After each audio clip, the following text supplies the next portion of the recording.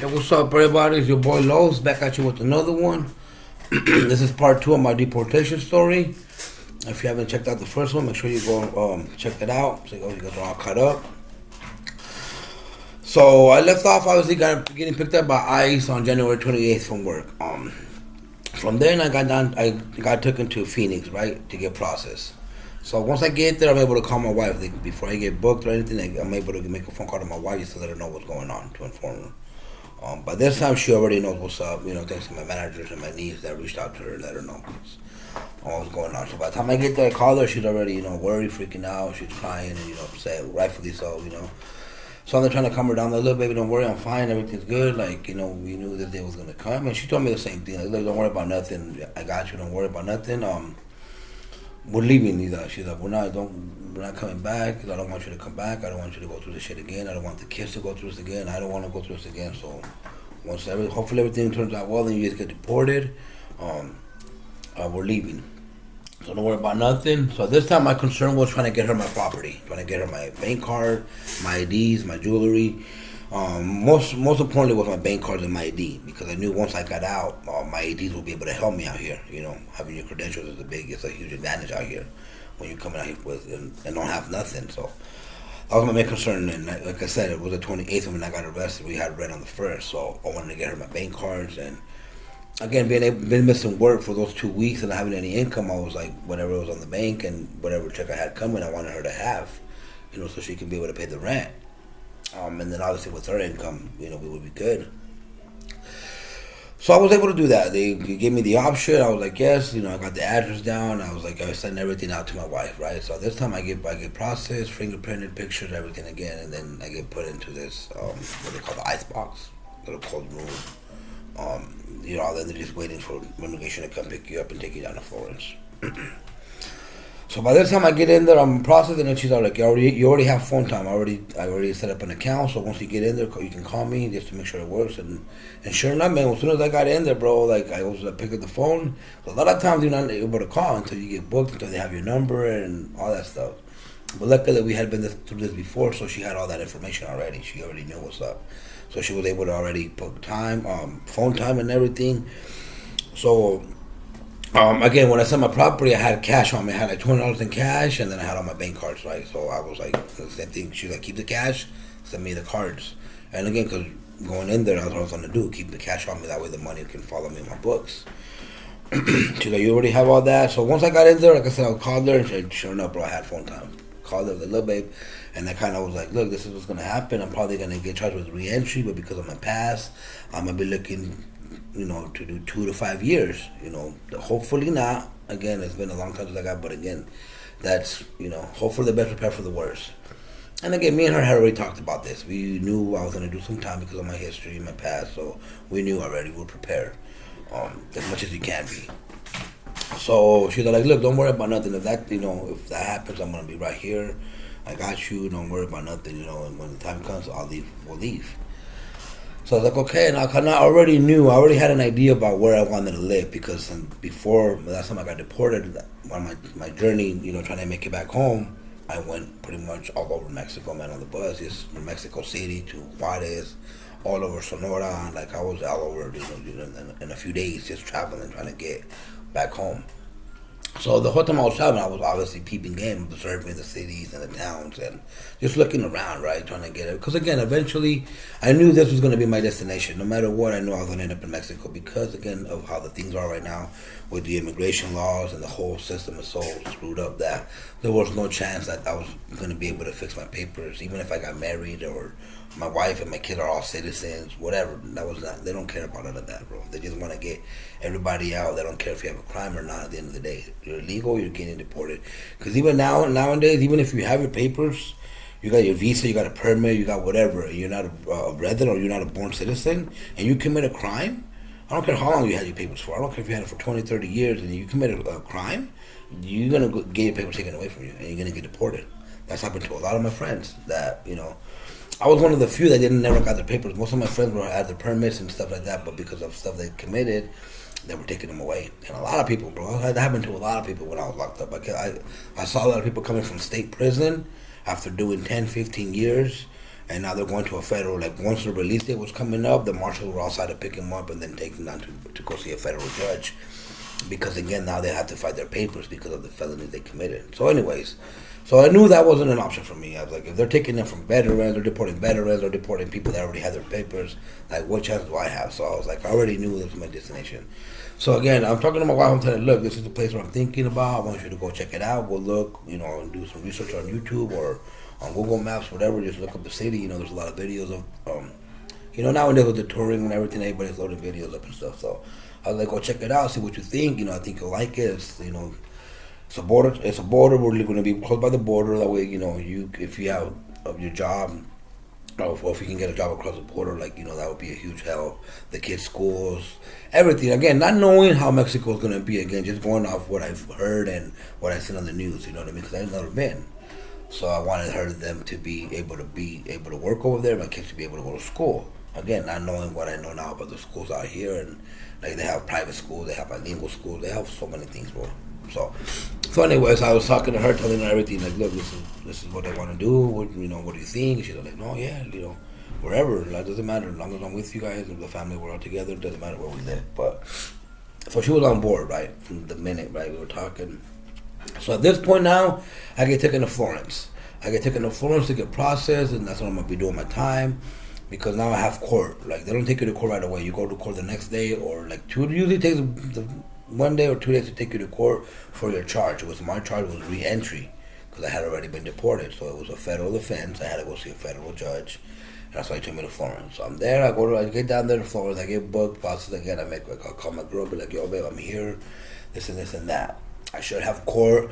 Well, if not tomorrow, the next day. But she had already been on it, like I said, making calls and just trying to find out what was going to happen to me. She was able to find out that I had court the next day at 9. She has court tomorrow at 9, courtroom, whatever. So she told me, like, yo, you have court tomorrow at 9. I'm going to be there. Me, Daisy, we're all going to be there. So just know I'll see you tomorrow. Just get some rest and don't worry about nothing. You already have money on your books. You have phone time. So don't worry about nothing. Call me whenever. So at this point, like I said, once you're in there, you're always on lockdown. The first few days, you're on lockdown, so you're not out. You know what I mean? Making calls and shit. So the next day comes around, they get us up early, like at 1 a.m, and they get us all, on the bus. Shackle us up, boom, boom, put the handcuffs on our feet, our arms, everything. So now we go to court. And this was before the whole pandemic, so we were still able to go to court. So we get to court, I get there, and I knew my court was only going to be about 5 minutes. I'm going to walk up there, plead guilty for re-entry, and then they'll postpone. They'll give me a sentencing date for in the future. Like, they'll give me another date to go for sentencing. So boom, I get there, right. I walk into the courtroom, and I already see my girl. I see my girl, and they're all there crying, because they see me and how I am. I can barely. If anybody that's been through the system, they have you. I mean, you're fucking from your feet to your ankle, all you're on your waist, like you're shackled up. You can't make no contact, you can't talk, you can't think, because there's marshals all around, bro, and they're fucking pricks. But me, like I said, I was like, I was able to talk to that's when I met my public defender, Mr. George Kling. Big shout out to him, because he was a huge help, through this whole thing. So I met him there, he's like, oh, you spoke to your wife already? You so-and-so. I was like, yes, I know, I spoke to your wife. She tells me you guys are all leaving. Once if you get out, you're gonna leave back to Mexico. You're not coming back. So she thought that's awesome. That's amazing. That'll be a huge help. When it comes to your sentencing. That you guys they're willing to leave with you. It'll look good for you. So this time he gives me a card, right? So I can be able to call him. But like I said, I don't need it because I know my girl's gonna be on it talking to him. So I just communicate with my girl. So on the card, I ask him for a pencil, and I write my girl a note. Just telling her I love you. Thank you for being here. And apologizing again for everything, because again, it was rough for me. I was beating myself up over everything, because again, after everything I had been through, I had already turned my life around, living right, and doing everything the right way. You know what I mean? As far as taking care of my family, working. And again, this all happened. So, and now she has to be the one dealing with all this. Because I'm gonna be in jail. You know what I mean? Jail, like I said, everybody that's been in jail, or because jail is just a waste of fucking time, bro. All you're doing in there is working out. Playing dominoes, playing spades, and just chilling with the homies, on some real shit. That's all it is. It's a waste of time. I mean, you can, work and do, but again, at the end of the day, you're just sitting there, bro. She was the one out here dealing with everything, the work, school, paying the bills, and then again dealing with my nonsense. So Again, just, apologize. And then she's crying. So, right, like I said, I don't get to see her, no talk to her, nothing. I just got to see her, didn't get no communication, right? So my lawyer, I gave the letter. He's like, takes it and gives it to her. So this time I go back to the prison. They take us back on the bus. Boom, I get back. I call my and it takes me all day. Like I don't get back to the dorm back to 5, 6 in the evening. You know what I mean? And we had been there all morning. So I get back and I finally able to call her. Like, hey, babe, I made it back. Like, how are you? Again, just talking about everything. Look, this is the plans we're gonna do. Start selling the houses. Start selling the car. Sell the furniture, whatever we can, or start looking for movers. See how much it'll cost for them to move us out here. Just start getting everything going that way, and looking for houses over there that way, because the time will fly by, babe. Time will fly by, and we don't want to get caught, trying to figure everything out the last minute. You know what I'm saying? So, and she's already honest. Like, yeah, I already looked up. I looked at some real estate agents. I already talked to a few. I have a few meetings set up, and this and that for next month and stuff. That way I can figure out who's gonna watch the kids, so I can go down there for a weekend. And that's what we had talked about. I wanted her to come out here. And look at houses and stuff. Take a weekend. Her and my niece, my son, maybe can come out here and just look at houses and stuff. And that way she can see personally what she wants, the area, just through the internet. So at that time now, I'm just waiting for my lawyer to bring me my plea deal. I'm back in jail waiting. Me and my girl talked about everything. We're leaving, so we're on the same page, right? So now she's looking at houses, trying to find movers to see how much everything's going to cost. So now this time I'm just waiting for my lawyer to come and bring my plea deal. And he does. He finally shows up. He finally, a couple weeks later, maybe a month in, or no, not even, maybe 3 weeks into it. I said he shows up. Right, he brings me a plea from 0 months to 2 years, to 24 months. That's a plea he has, meaning that I can leave with time served when I go to my sentencing, or I can get the max, which is the 2 years. Which I wasn't gonna sign. I was like, look, my last possession was in 2006. That was the last time I was arrested for anything. 2006. That's over 10 years. There's no way in hell I'm signing a 2-year deal. What specialty is up, or you've been deported. So once again, this time he hadn't looked into my paperwork or anything, because they just, to them, you're just another number, man. But luckily, their lawyer, like I said, man, he took the time, and he sat down with me there, for 2 hours, just breaking everything down, going everything. He pulled out my file, and after he looked through everything, he's like, no, there's no way in hell you're signing this. You shouldn't even have been deported the first time. So he starts going in, right? You shouldn't even have been deported. This is ridiculous, the system, and it starts going in, and his personal feelings about it. So he's like, look, this is what I'm gonna do. Let me talk to your wife. I'm not gonna have you sign this. You're not gonna sign this. I'm gonna talk to your wife. They don't know what's going on. I'm like, yeah, just keep her informed, and I'll be back with another plea deal, see what they're saying. Okay, so that was it. We left. It was, he left me. He gave me an immigration number to call, because he's like, he believed that I can have somebody help me with my papers because of my record and all that. And so it had been so long ago. But again, at the time, I wasn't thinking about that. I was just trying to, whatever, get out. Do my time and get out and just leave. Because I've been dealing with this most of my life and looking over my shoulder a lot of time of my life, and I'm tired of living like that. You know what I mean? So again, he leaves. He talks to my wife. I get back to the dorm. I call my wife. She informs me the same thing. She's like, yeah, I'm glad, that's what's up, that he didn't make you sign. Because most lawyers just make you sign. They're like, look, there's nothing we can do. You have a history. Just sign. You'll be lucky to get the 2 years, man. And you'll probably get deported in 18 months, if you behave or whatever. But he wasn't, man. So again, he's like, now I'm just waiting on my probation. Now I'm waiting on probation to come to also the same thing, kind of the prosecutor, let me know what he's going to recommend, and just, what I did in the States, and how I was productive, if I was a productive citizen in the States. That's what they pretty much want to know. And what am I going to do when I get released in Mexico? Have I ever been? Do I have family? Do somewhere to live? So obviously at the time I was like, no, I don't have no family. The family I do have, I haven't seen over, 10 plus years, and obviously I don't want to move to Mexico City, and I don't want to go to, other, where my Juarez. So, and in the family, like I said, that I've seen, I have aunts, but aunts that I don't, haven't seen since I was a baby. So the relationship is really not, there. So it's kind of still it's family, but it's, distant. You know what I mean? So if anybody knows of staying with relatives when you're not that close, it can be a little awkward, you know what I mean? And so anyways, I was like, no, I don't have no family, I don't know nothing. But again, we're leaving, my girl's coming with me, so, we'll figure it out. She already has a house lined up. And this time we were just finessing, because we've been looking, but we didn't have anything solid. We're just letting them, tell him prosecute what he wants to hear, and so he can relate to the judge. And that's what we're doing, man. Like I said, yeah, he comes, he gets all my information. I gave my wife's number. I'm gonna call my wife, she can verify all the information. We're leaving, that's just no other, that's what it is. So finally, my probation leaves, and again, I'm just waiting. I was able to see my wife twice. She went to see me on Saturdays, my visitation day. She went to see me the first time to my kids, and then we got to see him for about an hour through the glass, on the phone and through the glass. So that was rough, seeing my kids like that. But again, I've never kept anything from my kids, from my oldest to my youngest. They know everything about my past. I always, talk to my kids all the time about, doing this, live this way. But everything, I always turned into a lesson. Every little thing that I saw or heard or we talked about, I was that parent, Everything was always a lesson for me, for my son, for my daughter, everything. I always try to talk to them, Look, this is why you do this. This is what happens. Your friends, just everything. Put game on my son from little. I was always spinning game to him, because again, I have lived, a certain lifestyle that, kind of learned everything the hard way. But again, I was able, street smarts, and was able to know right from wrong, and so I was just trying to give him the best. That way, he wouldn't go down the same path that I went, and by the grace of God, he didn't, and everybody that knew me back then was like, oh, your son's going to be just like you. He'll be locked up at 12 like you were. He'll be doing time when you know what I mean? I did a lot of time when I was a juvenile. You know what I mean? Because of just being stupid and running the streets and stuff. But luckily, my kids, like I said, man, my kid played football. He did, all my kids went to school, great grades, everything. They were nothing like, how we were. Which, again, that's me always talking to my son and everything. So again, that's one thing that I always wanted to instill in my son. You know what I'm saying? So he knew right from wrong and try to, like I said, take a different path than I did.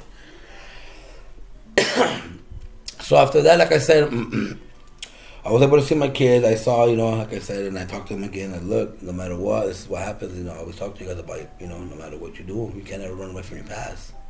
Like, you guys know that I'm in here, and you guys, are upset and see that I didn't do nothing wrong. I haven't been in.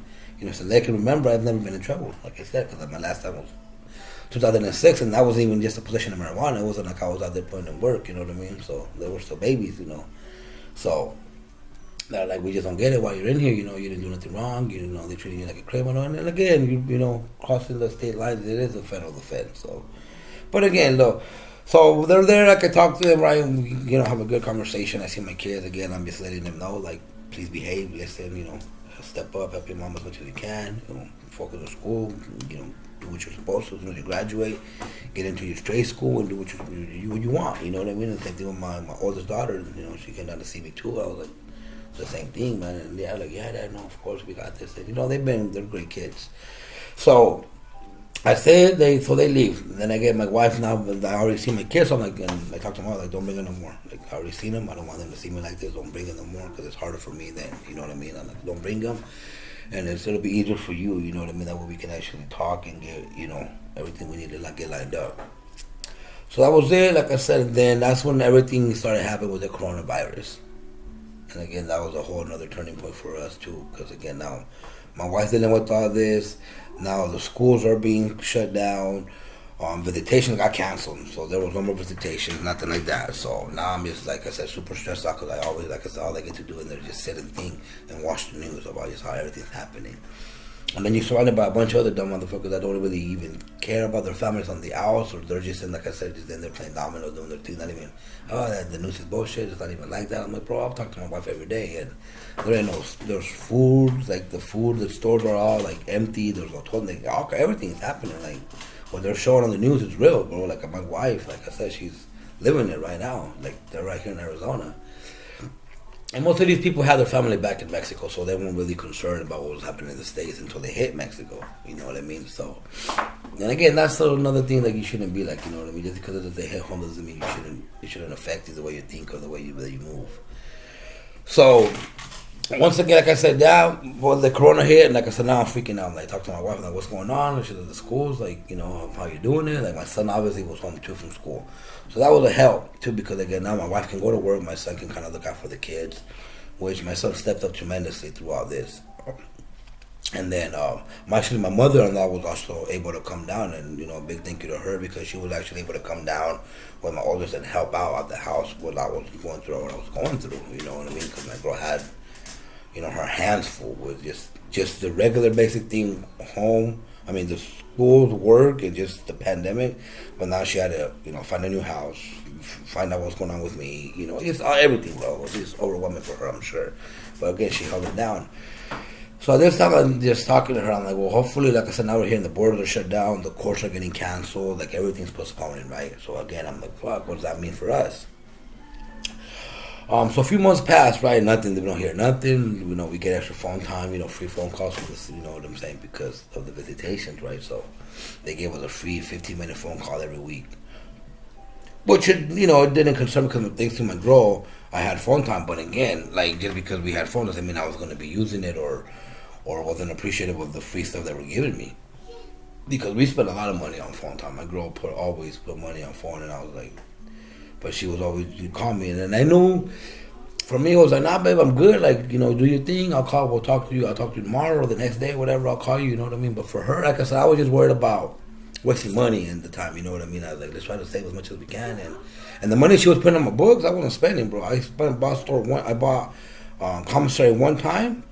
Then I ran store. Like, I was doing 2-for-1s there. Like I said, I was just hustling. I come from a long line of hustling, bro. So I was like trying to save my money because I knew I was gonna need my money more on the outside than I am on the inside. So I bought my first commissary, boom, loaded up with soups and honey buns, sodas and stuff, because chips and just munchies, because I know a lot of people there will trade. Though they run out of store, they'll be like, oh, give me one, I'll give you 2 on commissary day, and that's what I did. That's what held me down through my whole time, bro. My first commissary I ordered lasted me because I was doing 2-for-1s. You want something from me? All right, cool. You're gonna give me 2 back. You know what I mean? That's just the rules that's how it is. You know what I'm saying? That's what it is. So, like I said, I'm worried and, talking to her and everything with everything going on. And I said, my family was able to come down and help. So now I'm like, okay, now we just got to see what's going to happen. When am I going to have court? You know what I mean? The lawyer already came, like, you know what I mean, and told me what was going to happen. The prosecutor came and, talked to everything about everything, right? So this time now I'm just waiting on my lawyer to come back and bring me the second plea to see what he worked out, which he does. He comes back and brings me a 6 months to 18 months plea, which I signed immediately because, again, I was facing from 2 to 5, and when they brought me the first plea, it was 0 to 2 years. So I was like, 6 months to 18 months. I'm like, that's better than the 2 years that I had thought I was gonna do. So I signed. I'm like, again, because I knew I was guilty. I knew that was my charge. I knew I had been here. Like, my record's right there. You can't, you know what I'm saying? It's all on black and white. So there was no way I was going to be bullshitting my way out of that or try to be like, nah, making it just difficult, you know what I mean, for the courts. Because if you are, they'll just push you to the back and it's whatever, bro. So I signed. I said, okay, cool.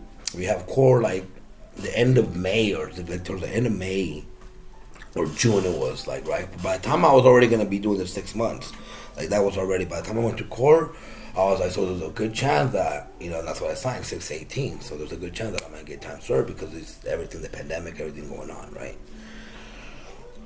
So now I'm just waiting, right? And I signed the thing, I talked to my girl, the pandemic's happening, she's handling it, and actually she was able to get sent home from work, right? She was able to work from home and do all that, which was a huge advantage for us because now they're all in the same house. Don't have to worry about leaving. She's still working, making income. So I'm like super happy about that. My mother-in-law's here. My son's helping. Everybody's helping out. Everybody from work stepped up, pitched in. They put money in my books. My manager let my girl borrow the car because, again, I told my girl to sell both cars. So I know, shout out to Christina for doing that. She helped her, let her borrow the SUV, which at the time I wanted to buy because I know we had talked about her selling me the SUV. And at the time I'm like, well, just tell her to buy it and sell it to me. You know what I mean? Like, we have a little bit of money saved up to buy it and just... But she wasn't ready at the time with, for whatever reason, which, again, you never know what people are also dealing with, you know what I mean? So again, I was like, you know what, okay, no worries, let's tell her, appreciate for the help and everything, but give the car back, baby. And then you just buy a new car. That way we're not, really depend on anybody else either, because we need to start figuring out stuff for ourselves, right? So like I said, just tell her thank you so much for the car, which again, we were super grateful for that. But I'm like, give the car back. If you just buy a cheap ass car, little something small just for you and the kids. And that's what she was able to do. She gave the car back. She was able to buy a Jetta.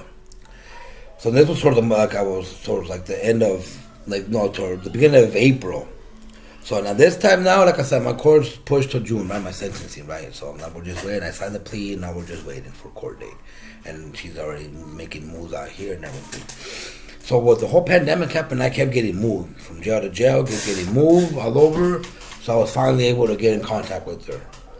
After I got moved the last time, I was like, "Hey, babe," it was a Tuesday. Like I said, I remember this. Like, I was like, "Hey, babe, I'm finally, I got moved again. I'm here though. Everything's good. Like, you know what I mean? We got like 2 more months left, and like, it's time flying by. And thank you again for holding me down and for everything." And my girl always praised me too. She's like, "No, it's the least I can do, man. Like, you worked your ass off for us for so many years. You always took care of us. You always did everything. You know what I'm saying? So it's just this is my turn to kind of help you out too and everything." Sorry about that. Okay. Like I said, it's my turn to kind of help. Thank you for everything too. You know what I mean? So I got you. Don't worry. Watch out. So, so again, it has everything. So then, like I said, she's like, "I would just talk to your lawyer. Actually, she's like, I just got off the phone with your lawyer. She's like, he's supposed to call me back right now. And she's like, "Can you call me back? I can call me back right now, right away, like in 5 minutes." I'm like, "Okay, cool." So I hang up. Let time a little bit of time back. I call her back. She's like, "Hey, what happened?" She's like, "What my lawyer say?" She's like, "You have court in 2 days. They moved your court date up, because of the whole." And then my girl was on him and calling my lawyer like, "Yo, you gotta get him out." Like with this whole pandemic, she was on it, bro. And my lawyer even told me, like, when I went to the sentence, like, he's like, "Man, you got a girl that rides for you. Like, she calls my phone all the time. Like, he knew her first name. He knew, like, even her assistant knew her. Like, she was just on it, pressuring them. And, she's like, "You have a girl that really loves you, man. She's been on me to come and see you, to see how you're doing, and to get you out of here." So, again, he called me. She tells me, "No, you have court in 2 days." I'm like, so this time we're getting called, like, our court date got pushed like a month and a half, ahead. So I'm like, fuck. Which, again, we were pumped about it, but again, at the same time, we weren't really ready as far as the furniture and everything else. Like, how are we going to move? But again, she's like, "Look, let's not worry about that. Like, I'm going to be there when you get out. I'm going to be there at your court," which she was. Thursday came around. I had court. My court was at 1. But the courthouse was shut down. So only my girl was able to go because I was only supposed to be the judge. And then my girl, and then the prosecutor, and then my lawyer and me were going to be on video. And for me, they just took me to another room, put me in a monitor, and I was able to watch the court from there, right? Have court like that. And that's what I did. Boom, going. Then my girl, went up to the judge, told her everything. Like, "Look, if you release my husband today, like, we're leaving. I have," she had paperwork from the real estate agent. Like, "Look, we have the house lined up. We're out of here. The kids, everything, schools are all lined up out there. We're all leaving. He won't come back. We don't want to go through this ever again." So yeah, the judge finally looks at me, talks to me. He's like, "Yep, but look, what I'm gonna grant you. You have an amazing wife that's gonna go with you. So I'm gonna grant you this. You're gonna be getting time served. Boom. So that's it, right? Fucking happy.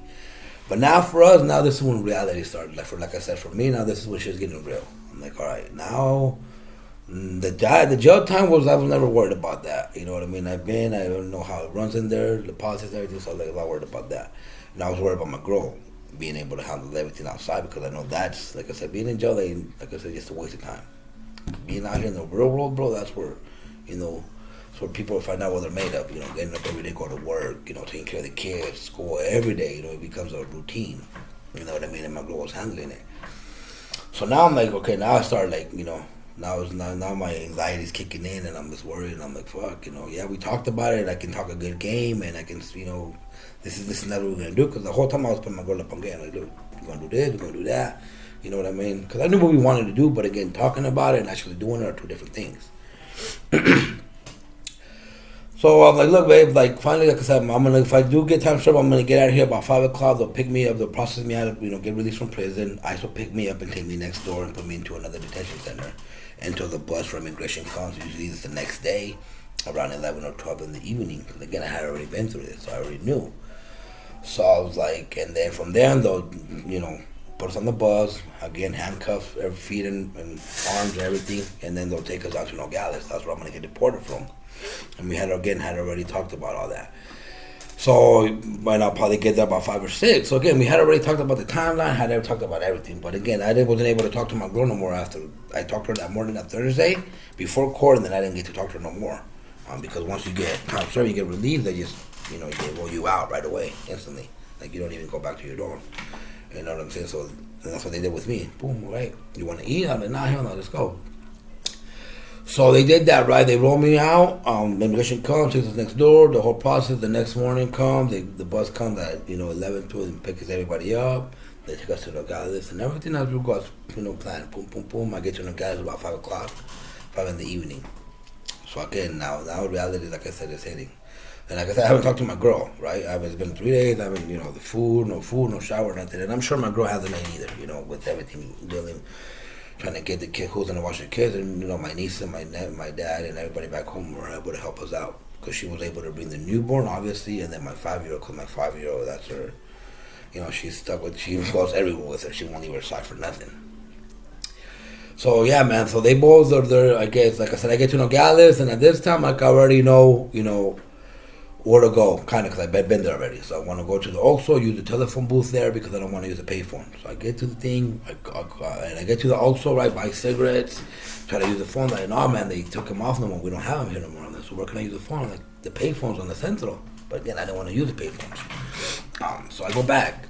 I'm like, fuck. This time now I'm like a little, stressed around and go back to the border, try to do the line just to see if I can use the phone.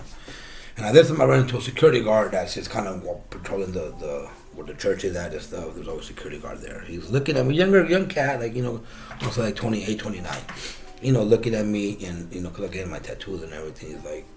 He's like, what's up, bro? He's like, you just get here? I'm like, yeah, man, I just get in here, actually. He's like, where I can use the phone? He's like, we're trying to call back there. I'm like, to the States, I need to call my girl. She's supposed to meet me here, bro. And he gave me a cell phone. He's like, here you go, bro, use mine. And because that's another thing about most people. Even in the States, if you ask somebody that you brought the phone, they look at you crazy. Be like, what the fuck, you crazy, bro? They do, bro, just hand it to me. Knowing I just got deported, most people say you inked up and shit, be like, nah, or you know what I mean, my tattoos on my face and all that. They're like, nah, this fool. So, but nah, bro, he gave me the phone. I was able to call my girl, and soon now, boom, he's like, hey, I'm here. She's like, no, I know, I saw the bus pull up. I'm already here on the line. I'm about to cross. I seen the bus pull up. So this time I'm like, what the it was just timing. But I hadn't even been in Nogales more than 10 minutes when my girl was already fucking crossing the border. Well, like I said, everything we talked about, everything we did, man, my girl was on it, bro, on it. So I come down to I step off the sidewalk to look out the road because I'm right by the line. And I see her, the first car, bro, coming in. I see her face through the window, and boom. And she paused right there, not even giving a shit, just paused. So I turned around to them, like, oh, boy. I'm like, yo, thank you, man, I appreciate that. He's like, hey, man, again, he gives me his blessing. Like, yo, bro, don't worry about it. I'm glad I was able to help. He's like, yeah, you're going to be good out here, bro. You know what I mean? There's a lot of work out here. There's a lot of stuff out here now. Like, don't stress. Just, good luck to you and your family. And I don't recommend you going back, bro. It's like, it ain't worth it anymore. Doing time for free, it's not worth it, because that's all it is. You're just wasting your time being in jail. Especially for you haven't done anything. So anyway, so this time, our plan is, like I said, we linked up, right? We're there. Our plan again is to drive. And that's how we linked up, man. That's how we met up in Nogales. That's how the whole jail thing system went down with the whole coronavirus. That's what we went through when I was in there, man. I got part 3 coming to this video because I know it's already been a little long video. But I got 3, and I'm going to be dropping that. I'm going to be recording that next, and then I'll drop that too. But make sure you subscribe. Make sure you share. Man, fuck with your boy. Show me love, man. Share this video, comment. Let me know what else you guys want to know about out here. What you guys want to see. If you have any questions, just get at me, man. I'll catch you guys on the next one.